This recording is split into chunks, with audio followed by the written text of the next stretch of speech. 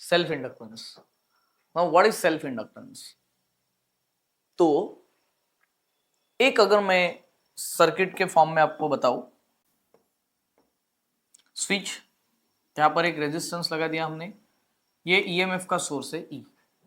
Okay, यहां पर हमने instead of keeping the coil continuous, यानी सिंपल वायर कंटिन्यू ऐसा सर्किट बनाते हैं हम, यहां पर हमने क्या किया, वो वायर को कॉइल में कन्वर्ट कर दिया। ओके, यानी वो मॉर्टिन का कॉइल होता है ना, वैसे बन गया अभी ये। सो ये मॉर्टिन का कॉइल बीच में लगा दिया हमने, ये मेटल से बना होगा ऑफ कोर्स, और ये कॉइल्ड पैटर्न की वजह से यहां पर एक इफेक्ट प्रोड्यूस होता है। So let us understand the effect.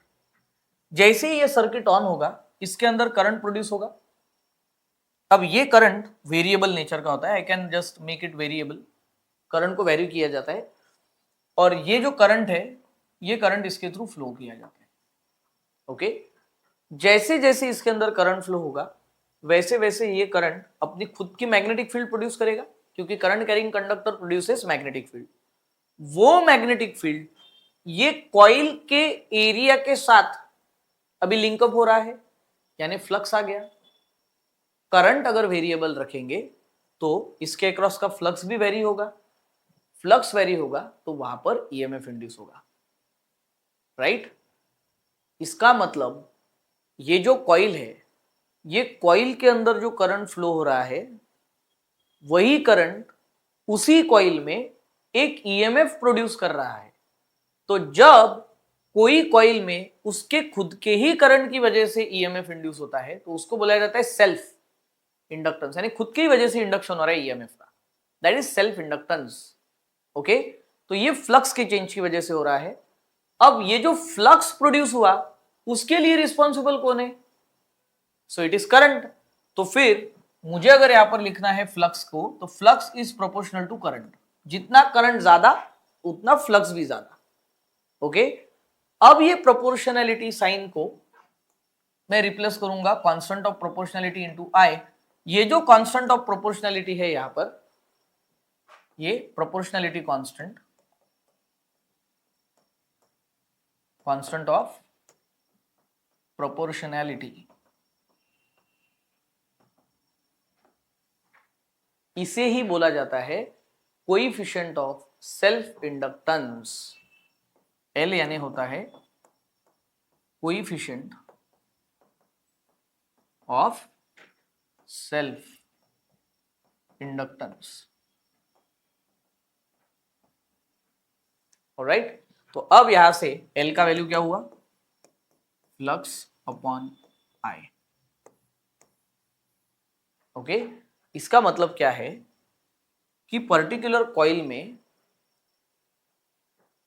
Flux per unit current कितना है, यानी पर यूनिट करंट वहां पर कितना फ्लक्स प्रोड्यूस हो रहा है, वो क्वांटिटी को बोला जाता है self inductance of that coil और coefficient of self inductance of that coil. Self inductance जितना ज्यादा रहेगा कॉइल का, उतना ज्यादा फ्लक्स वो प्रोड्यूस करेगा थोड़े से करंट में। थोड़ा सा ही करंट अगर दे दिया तो फ्लक्स बहुत ज्यादा प्रोड्यूस कर रहा है, क्योंकि उसका सेल्फ इंडक्टेंस ज्यादा है। जो कॉइल का सेल्फ इंडक्टेंस बहुत कम होता है, वो कॉइल्स में पर्टिकुलर करंट की वजह से बहुत ज्यादा फ्लक्स प्रोड्यूस नहीं हो पाता है, कम फ्लक्स प्रोड्यूस होता है, इसलिए उसका सेल्फ इंडक्टेंस कम है। ओके, तो जैसे हमने रेजिस्टर नाम का एक डिवाइस पढ़ा है, कंपोनेंट पढ़ा है, कैपेसिटर नाम का एक कंपोनेंट पढ़ा है, अभी आपके लिस्ट में ये तीसरा इलेक्ट्रिकल कंपोनेंट ऐड हो चुका है, जिसका नाम है इंडक्टर। इसे सेल्फ इंडक्टेंस यानी ये कॉइल यानी क्या है, इट इज एन इंडक्टर। ये अपना खुद का इफेक्ट प्रोड्यूस करता है, और ये इफेक्ट हम पढ़ेंगे एसी चैप्टर में कि इंडक्टर का क्या इफेक्ट होता है। ओके, अभी फिलहाल एल का वैल्यू होता है फ्लक्स अपॉन करंट। फ्लक्स का यूनिट होता है वेबर, करंट का यूनिट होता है एम्पियर, सो वेबर अपॉन एम्पियर ये हो गया इसका यूनिट। और एसआई में वेबर अपॉन एम्पियर को ही एक नया नाम दिया गया है, Henry. Henry is the name of scientist. तो एसआई यूनिट में, एसआई यूनिट ऑफ एल यानी कि सेल्फ इंडक्टेंस, ये होता है Henry, capital H. Okay, Henry में डिफाइन होता है एल का value. Alright, now next same, इसको हम थोड़ा सा एक्सपैंड करेंगे, बेटर वे में लिखेंगे। अब अगर इसके अंदर का फ्लक्स चेंज हुआ तो ईएमएफ इंड्यूस होगा, तो ईएमएफ कितना इंड्यूस होगा, तो ईएमएफ का फॉर्मूला हम जानते हैं minus D phi upon D T, E equals to minus D D T of, flux के लिए हम लिखेंगे, अभी अभी हमने लिखा था L into I, right, flux के लिए लिखा था हमने थोड़ी देर पहले, यह है एल इंटू आई, तो वहां पर हमने एल इंटू आई लिखा। अब एल यानी सेल्फ इंडक्टेंस, और वो कांस्टेंट है प्रोपोर्शनलिटी का, यानी it is a constant value, तो मैं इसको बाहर ले लेता हूं, यहां पर बचेगा D I upon T T, तो ईएमएफ का वैल्यू होता है minus L D I upon D T.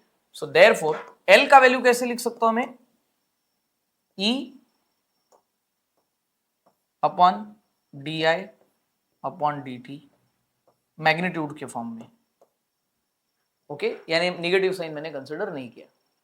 EMF का unit volt, D I upon D T का unit current upon ampere, sorry current upon second, यानी एम्पियर अपॉन सेकंड, तो यहां पर वोल्ट अपॉन में एम्पियर अपॉन सेकंड, तो इसका unit हो गया वोल्ट सेकंड पर एम्पियर, इसी को हेनरी बोला जाता है। Okay, this is coefficient of self inductance. So these are various formulae that we can use for different purpose while solving the numericals. Now यहाँ पर कहीं पर भी मैंने नंबर ऑफ टर्न्स वगैरह कंसिडर नहीं किया है। अगर नंबर ऑफ टर्न्स आपको कंसिडर करना है तो फ्लक्स की जगह पर n आ जाएगा, यहाँ पर भी n आ जाएगा। अगर नंबर ऑफ टर्न्स है तो इसी को मैं क्या लिख सकता हूँ, L equals to number of turns से फ्लक्स मल्टीप्लाई हो जाएगा इनटू करंट का वैल्यू आए। And exactly in the same way यहाँ पर भी हम नंबर ऑफ टर्न्स को लिख सकते हैं, जैसे यहाँ पर n आ जाएगा, n into L di by dt, okay, that will be the effect of number of turns. इसे बोला जाता है सेल्फ इंडक्टेंस। ओके, इसके बाद जैसा एक पर्टिकुलर कॉइल में खुद के ही करंट की वजह से ईएमएफ इंड्यूस हुआ है, वैसा और एक टाइप होता है जिसको बोला जाता है म्यूचुअल इंडक्टेंस। अभी हम म्यूचुअल इंडक्टेंस के बारे में देखेंगे। ओके,